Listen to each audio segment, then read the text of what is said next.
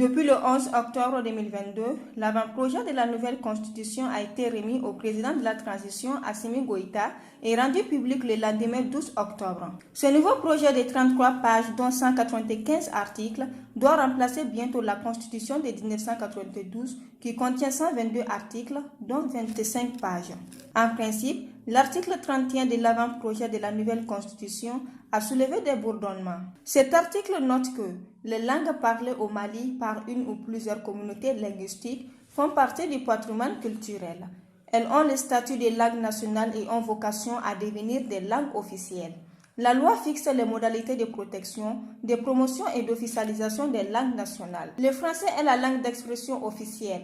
L'État peut adopter par la loi toute autre langue étrangère comme langue d'expression officielle. Dans l'actuelle constitution qui date de 1992, l'article 25 affirme que la langue d'expression officielle est le français et que la loi fixe des modalités de promotion et d'officialisation des langues nationales. Aboubakar Sidiki Fomba, membre du CNT, affirme que l'article 31 du projet de loi est ambigu. Il a déclaré que les phrases évoquées dans cet article se contredisent au moment où l'article déclare que toutes les langues nationales ont vocation à devenir des langues officielles. Selon lui, il est également dit que le français est la langue officielle et que toute autre langue étrangère peut être adoptée par la loi comme langue d'expression officielle.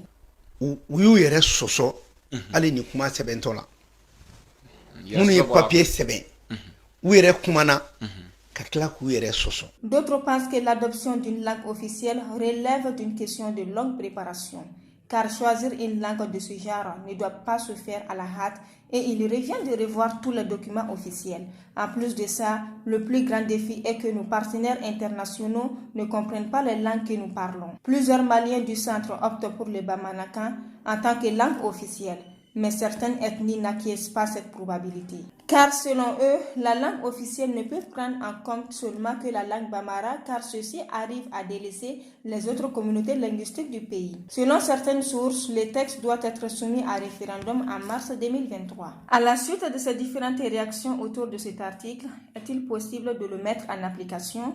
La question reste posée.